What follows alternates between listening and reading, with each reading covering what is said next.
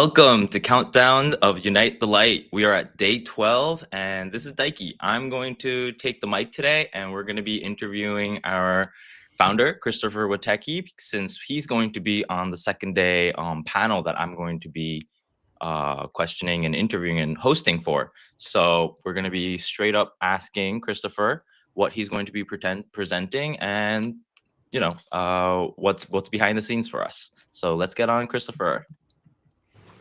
Hey, buddy. Hey, how's it going? Good. Things are intense. It's my birthday in 24 hours, so as an astrologer, that's a little tense. Yeah. I'm surprised you're awake. Like it's usually I haven't gone as bad. There we go. Yeah. Yeah. Complete opposite. You're assuming I sleep. Yeah. Yeah. So for a second day of Unite the Light, right, I'm going to be hosting a panel, which you're going to be on, which is why we're switching spaces.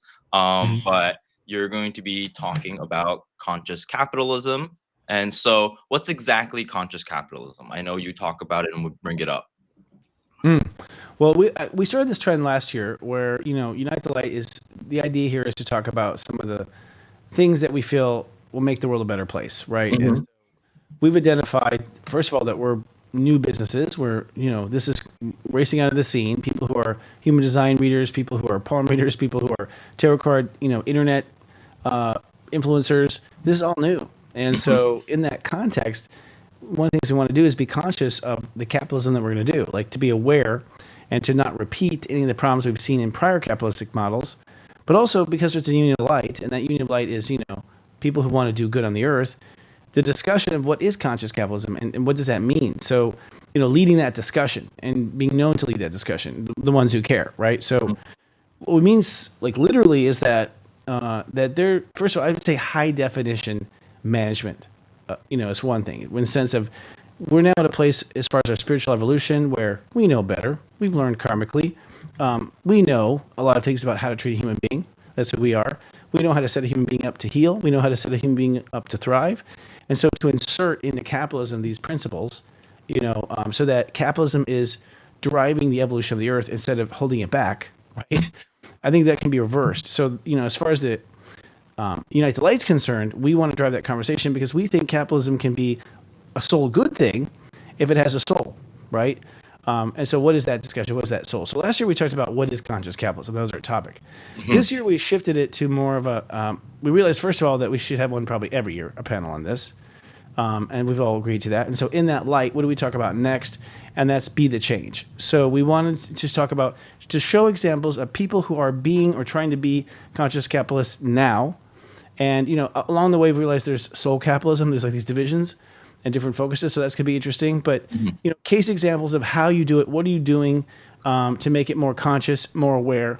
And, probably by conscious, we mean implementing our spiritual wisdom or our spiritual intelligence into our business model.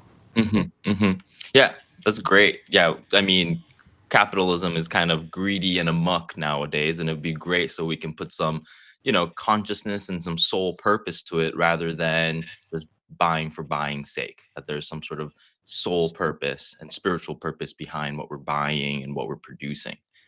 Yeah. That's a very good point. It's like it is business with a spiritual purpose as well. So that's the infusing of business and and spirituality. But also, Unite the Light has another agenda that's in the background, and that's to help protect the light workers. To protect them, to support them, to legitimize us as an industry. And so if we are the example, and we say we're the example, well, how do we live by the example? Sharing ideas and also creating, strategies where we can help each other along the way, share resources, all sorts of strategies. So that's conscious capitalism too. The people who show up at the show are at various points of their career. But many of us have been there. I'm 19 years this year of being a conscious capitalist, so to speak. Do I have everything I want? No. I don't have the funds for it. There's a lot of things I can't do yet. But we are sort of pouring the cement of serious joy to be there when we can or afford it or whatnot, to go ahead and be there 100%. Yeah, I know a lot of people who are, who have that double life, who doing a spiritual coaching or Reiki practitioner or shaman practitioner on the side and doing some sort of regular corporate 9-to-5 job at the same time. And so for Serious Joy to be that platform to, at least connect people who are on the same journey or people who are before us and can lead or be some sort of role model is a great place where Unite the Light, where everyone meets together, right? Totally. I mean, and who else? Where do you go? I mean, where would you talk about best business practice for a light worker? You Hmm. know, um, Hmm. how to make money and not steal and stomp on someone in the process. You know what I mean? Like, and of course, no one wants to do that. But one thing is light workers aren't the best at is the whole business side. Like, Hmm. or the ego side. Frankly, I don't think we have ego problems, but I think the reason why you talk to God so easily is because you haven't played the reindeer games. You haven't been competing. You haven't been going out in business. That's why you're so talented at what you do. So there's also this idea of like, hey, I don't know if you know, but this is how business works. And I don't necessarily agree this way. Maybe we do a different way that's smarter than business and kind of create this, business 3.0 kind of model. Hmm. Hmm. Yeah. Yeah. So I know that you have some sort of concept that includes soul capitalism into ads, right? You call it ad Hmm. intuitive. Hmm. Can you break it down a little bit for me? A little bit without giving away what I'm Yeah. presenting, but at the end of the day, Serious Joy has been working on something for a long time called Ad Intuitive. And what Ad Intuitive does is create basically a guardian agency for consumers. It's a consumer guardian agency and advertising company. And the idea here is to elevate consciousness around advertising. Because I don't know if you know as a light worker, but you go to Google and try to find your customer, Hmm. Hmm. right? Like, I don't know where they are. How do I find where that person is or isn't? How do I reach, my message to them? And when I'm approaching them in my message, how dumbed down is it versus how intelligent it is?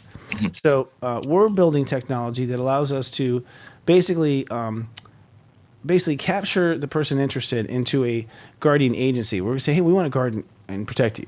And what we'll do is we'll have certain advertisers, they'll have deals with us, and we'll connect the two of you and serve as an agency between the two.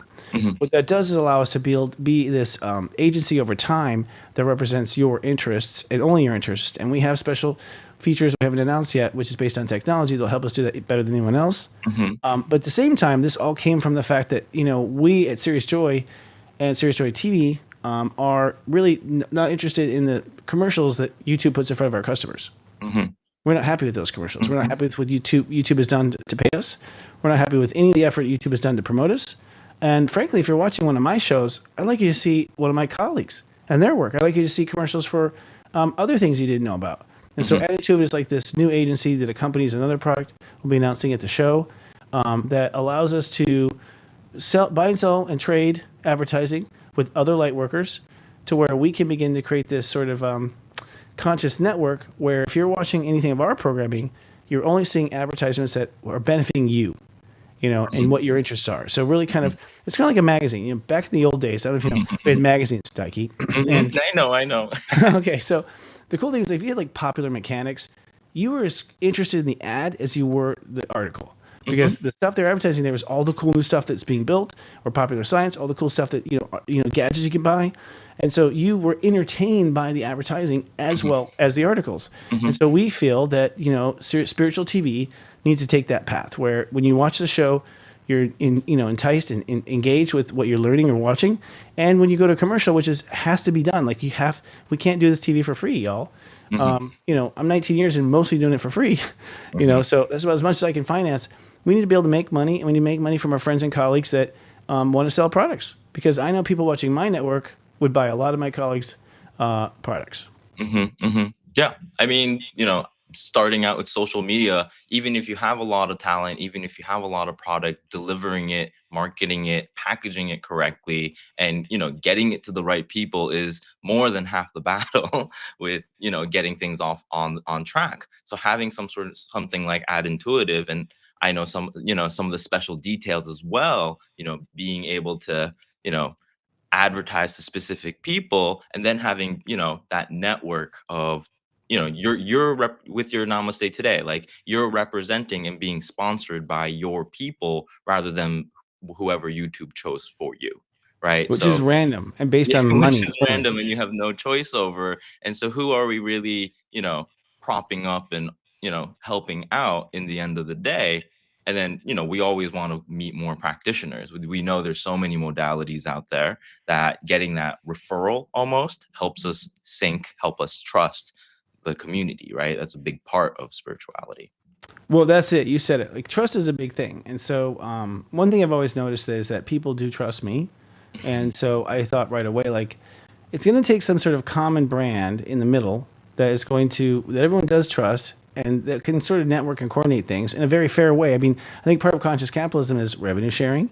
I think it's fairness of targeting. I think it's not preference over anyone over another person. And I also think, and this is the big aspect of it is, Serious Joy and Adintuitive. Adintuitive is a division of Serious Joy right now. We know with your date of birth, we know a lot, and that's all we need to know. We don't need to spy on you. We don't need to track you on other apps. We don't need to, do anything devious and email it to you blue in the face. Like, we know you, and so we don't want to waste your time. We want to basically send you the ad you need right now, and hopefully you find it useful and helpful. And that's where we're growing with this company, is using spiritual intelligence. Yeah, yeah. I mean, the people who come to get my readings, I know that there's specific parts that overlay my chart where they're more easy to get my message, or they're attracted to the style that I'm delivering it. And there's a connection there. And so Ad Intuitive is going to touch base with that and use that for everyone's good.